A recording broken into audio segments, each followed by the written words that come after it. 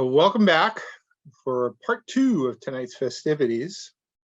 And I'm still Robert Winters, and it's still February 7th. So just continuing a little bit of sort of what went down last night at City Hall and has been going down for a while.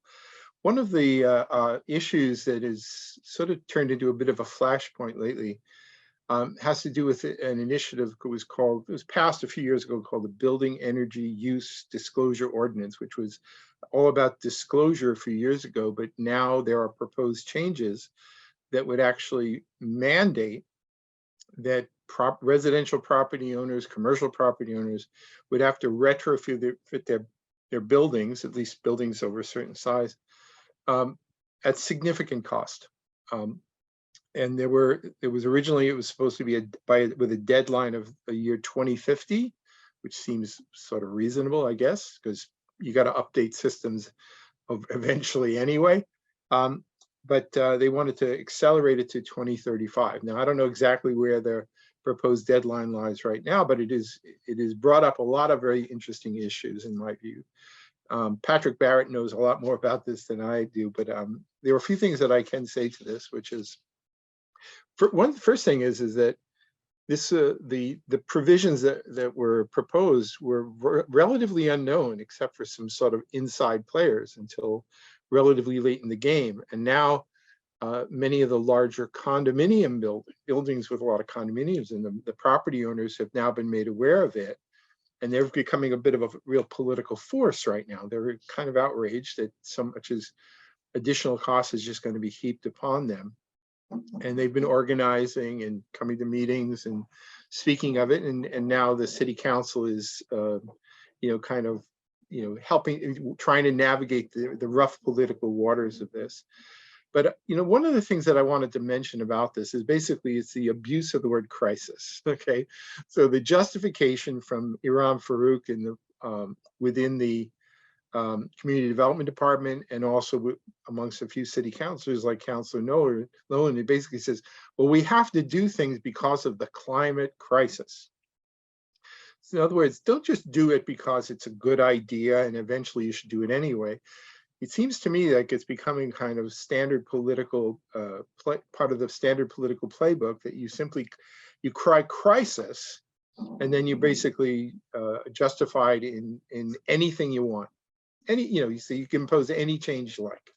Okay, so whether it's climate crisis means we're going to impose pretty harsh burdens on property owners, or you say it's a housing crisis and therefore that justifies pretty much any and every possible change in zoning or otherwise. More on that in a bit. It just seems to me to be kind of bad form. To rather than just propose a good idea is to simply say, do what I tell you to do, because don't you know it's a crisis? And if you don't do what I tell you to do, then you're a terrible person. So anyway, that's something I think a lot of people are becoming aware of, especially in the context of the so-called BEUDO language, Building Energy Use Disclosure Ordinance, which really should no longer be called disclosure. It's really Building Energy Use Reduction Ordinance. Really, it's mandatory is what they're proposing. So anyway, so there was something having to do with this on the agenda for last night's meeting, and that was made subject to the charter right by Councilor Toner, because there is committee meetings that are continuing to discuss this, and hopefully this will be, hopefully they'll come to some reasonable resolution. And actually what complicates this quite a bit is that apparently Eversource, which would be, the energy provider, really sole source provider here for us, apparently is quoted exactly how much money would be involved in doing a lot of the retrofits to their infrastructure. And it's extraordinarily high number. And now there was actually an article in the Boston Globe yesterday where city of Chelsea, I believe it was Chelsea or East Boston, maybe it was, but maybe it was Chelsea, basically crying foul, saying that all the resources are going to Kendall Square and places in Cambridge. So Cambridge wants to sort of do all these upgrades here at the expense of other cities and towns where the people there are lower income and probably would need the assistance more. So there are some new wrinkles to this argument that I think people should be aware of, right? Moving on, say that, a sad moment at the city council meeting, I learned that my neighbor, Jane Richards, the wife of Bob Richards, these were like the king and queen of Antrim Street, originators of the Antrim Street Block Party many years ago, but also very actively involved in civic and political affairs for as long as I can remember. So she passed away just a few days ago. So that was a very, very sad little bit of news. On the bright side, the city clerk's office has been catching up on its incredible backlog of city council committees that never bothered to report. They seem to be suggesting, oh, it's because of a turnover in the clerk's office, but come on, let's get serious. There were actually some of the chairs of city council committees going back two terms just never bothered to file reports. And as I've like to point out to people, I've been following things for a long time, and that never happened before. But it's becoming, they're kind of civic political laziness of certain city council councilors and committee chairs just seems to be abundant these days. Now, there was on the topic of city boards and commissions, there's yesterday was actually the deadline for maybe about 5 or more city boards for people who wanted to apply. There are still a couple more. I think the Cambridge Climate Committee, as well as Citizens Civic Unity Committee. That would be an interesting one to be on these days, quite honestly. But I've been waiting for sort of the big kahuna to come by, and apparently it arrived just yesterday. Which is an applications that are being sought for anybody who would like to serve on the Cambridge Planning Board. Now, going back as long as I can remember, there was even a proposed charter change to require approval of planning board appointees by the city council long before there was an actual charter change a couple of years ago to actually require such approvals. So the planning board appointments have always been, or not always, but for a long, long time have been, kind of like under the microscope from some people, largely people who were, it's kind of interesting how times have changed. The people who were mainly clamoring for some better control over appointments of the planning board were people who were concerned about overdevelopment. And they thought that the planning board appointees were just basically giving a blank check to massive development around the city. Personally, my experience has been that they tend to be a bit more thoughtful than just that. But, that was the interpretation. It's interesting how 25 years later, now there seems to be a kind of a different mode where if the planning board shows some reticence about allowing very, very dense, very high, massive residential zoning changes, they're not inclined to go along with that. Groups like this, A Better Cambridge, better known as A Bigger Cambridge, raise objections to that. So anyway, so everything is flipped sideways now. Anyway, there are these a month from now, the applications will be due for the planning board, and because of this newfound confirmation role that the city council now has, it's going to be interesting to see not only whether they actually reject any appointments, or more likely, based on conversations that happened at a government operations committee last year, more likely what will happen is completely out of public view, members of the city council will talk to the manager and pretty much let it be known who they can and cannot appoint, who he can and cannot appoint. In other words, if a person was a very qualified person who might be a perfect match for the planning board, but they did not agree with the agenda of this A Better Cambridge group to massively increase density and heights and throughout the city, it is quite likely that there might be 4 or 5, or well, I would say 5 votes, basically to say, Mr. Manager, you better not appoint that person. So slowly but surely, the legislative hand is grabbing the throat of the executive here. And as far as I'm concerned, soon there will be announcements about appointments to the Board of Zoning Appeals, because those applications were due a month or so ago. And in the next month, the applications will be due for a planning board. And let's just see what happens. Let's just see what happens. Will we have a balanced planning board, as we generally have had over the years? Or will it become a completely politicized body? That my fear is that it will become a completely politicized body, and to the detriment of us all.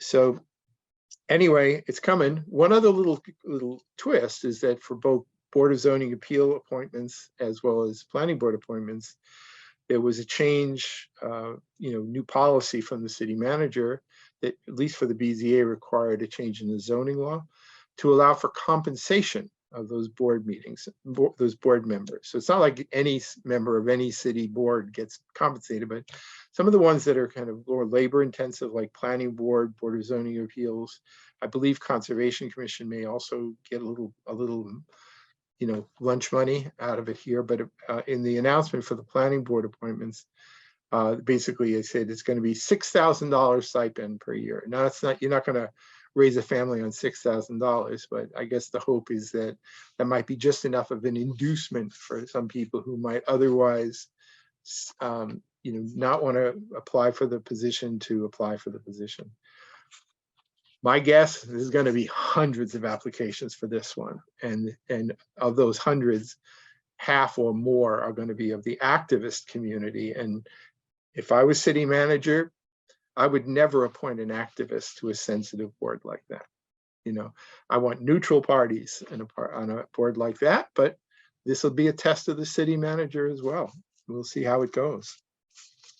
So anyway, as I said, there's a couple of other boards that are still seeking people. The Cambridge Citizens Committee on Civic Unity, as well as the Cambridge Climate Committee, formerly known as the Cambridge, actually it was sort of like, it had acronym CPAC, Climate Protection Action Committee, I believe was what he called. Now they changed their name to Cambridge Climate Committee, which I guess makes some sense. Now, one thing that has been going on, it's actually happening right now, actually, as I speak, is there's this charter review committee that's been carrying on for a while, and they just moved their meeting up to tonight. So that's actually happening. I watch them when they're happening when I can, but oftentimes because of this conflict, I can't. So I review the recordings afterwards. So I've been pretty much up to speed on everything, what they've been doing. They actually had a public forum at the main library a few weeks ago that I attended, and I was pretty actively involved in the discussion there. It was actually kind of nice to have something that was not relegated to the Zoom world, where you could actually have a back and forth interaction. I know that there's some real advantages to having Zoom in terms of public access for people who might have a hard time traveling to a public meeting. But the truth of the matter is that, and even John Hawkinson said this at that committee meeting, excuse me, at that charter review forum, that in city council subcommittees, for example, they used to always allow some back and forth with the public. People would, you'd say something, somebody said, well, what did you mean by that, Mr. Winters? And you'd have a little bit of back and forth. That typically wouldn't happen, at least hasn't happened in 25 years at city council that way. But one of the real problems with this Zoomy world is that basically you're being segregated. You're basically saying, okay, you're a member of the public, show up at either the beginning of the meeting or the end of the meeting, say your 2 minutes of whatever, and then shut up. No opportunity for interaction, even if you've got a lot of good things to say, and even if there are questions. I did speak during the public comment period of the most recent charter review committee, and I thought I had some good things to say, and at least one of the members basically stepped up and said, "How can we find out more about what he's talking about?" Right? Because there really is a place for that kind of interaction. You don't have to be appointed member of a body or even an elected official. You should still at least have some opportunity for an actual conversation. And, in our Zoomy little world, we just don't have a whole lot of that going on, which I think is really a shame.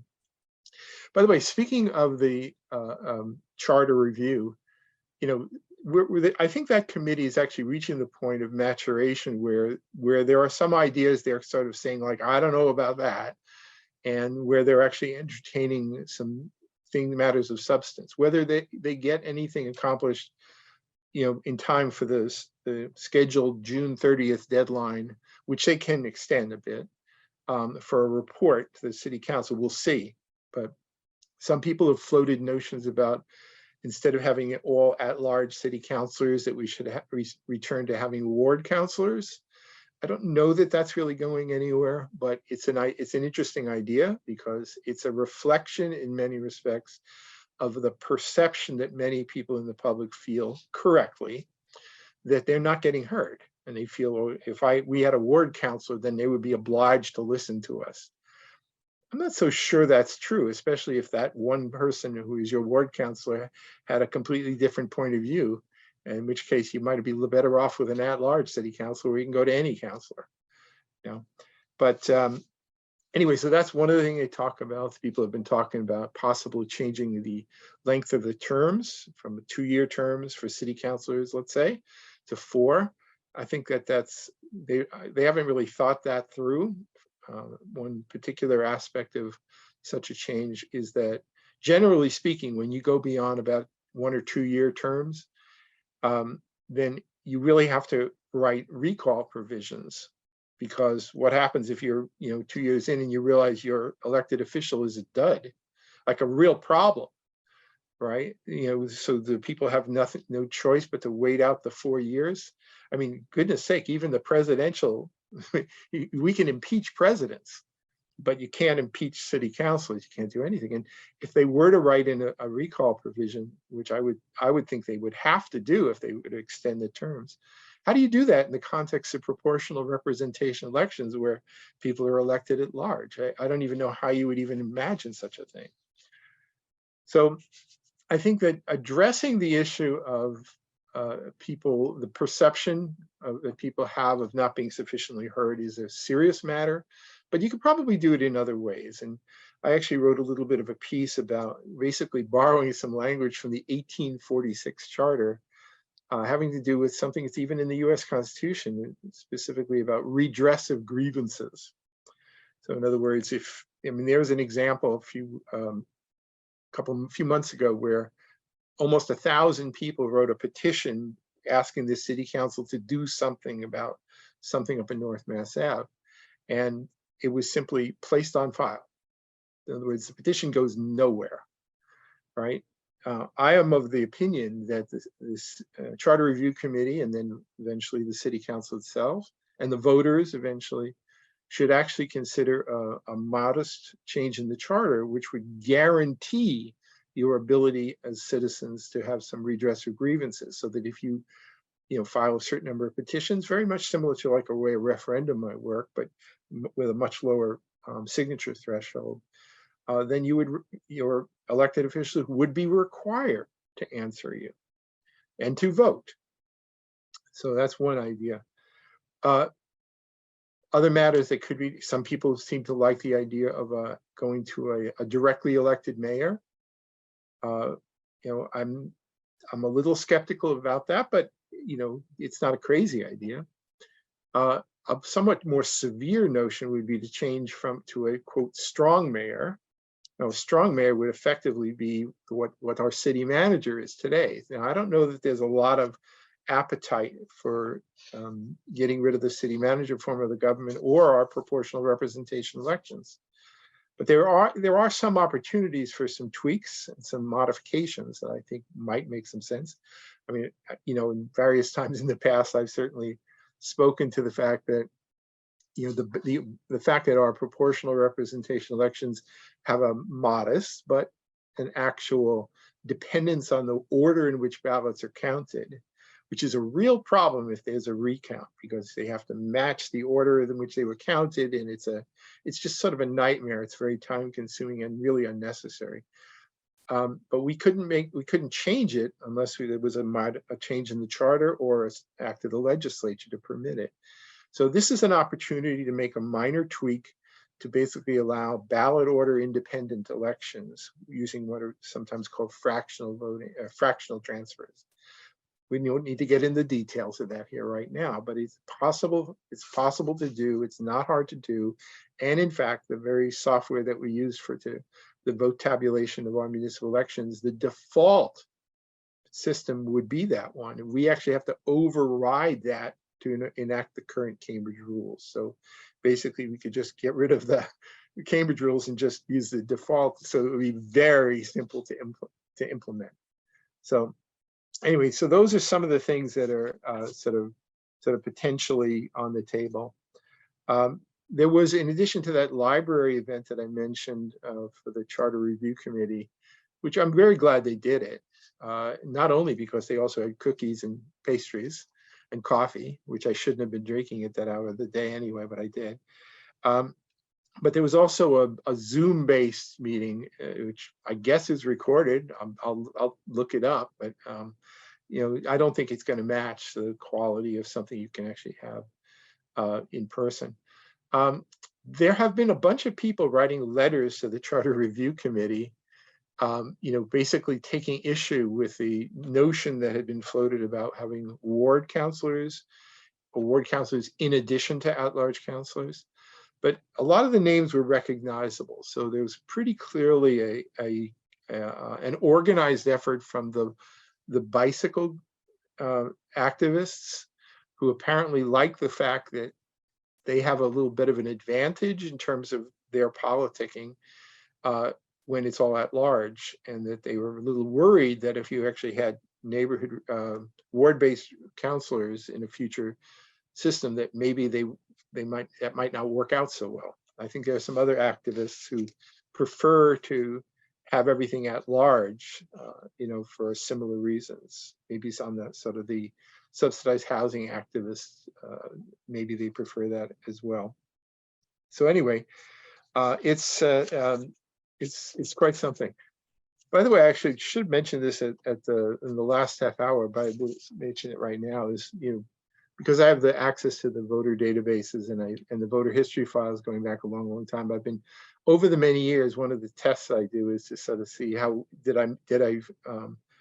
when I create my new database each time, I do a test where I say, I count how many people have never missed an election since 1997, a local election, or, you know, a citywide election. So that would include presidential primaries as well, because they're citywide. And, you know, it used to be hundreds of people, but it's been getting smaller and smaller and smaller and smaller. So as of this past November, it was down to just 93 of us, you know, but I'm part of the club. So I just want to point out, with the passing of Sheila Russell and Alice Wolf, they were both super voters. So we're now down to 91.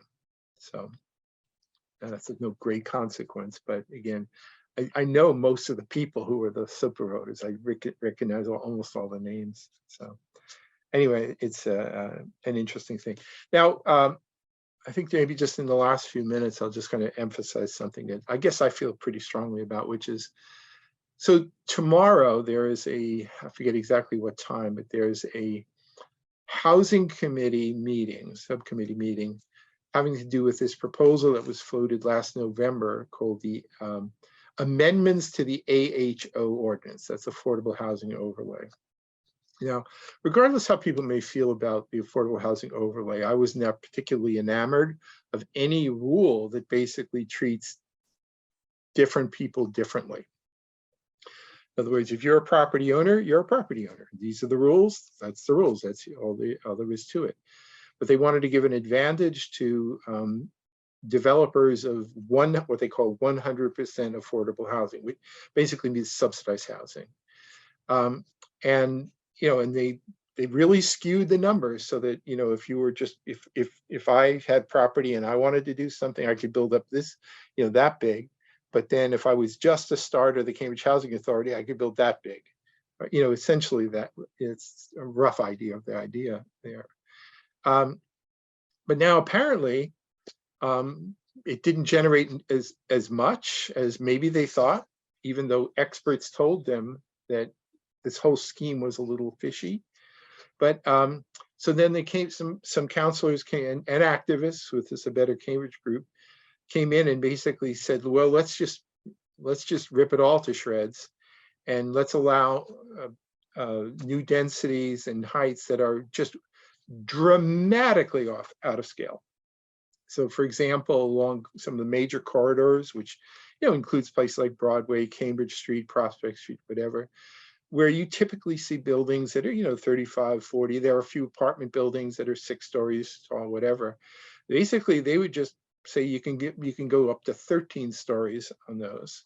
My entire neighborhood, there's one kind of completely out of place building that's it's 10 stories tall, and people, it has no context at all with the rest of the neighborhood.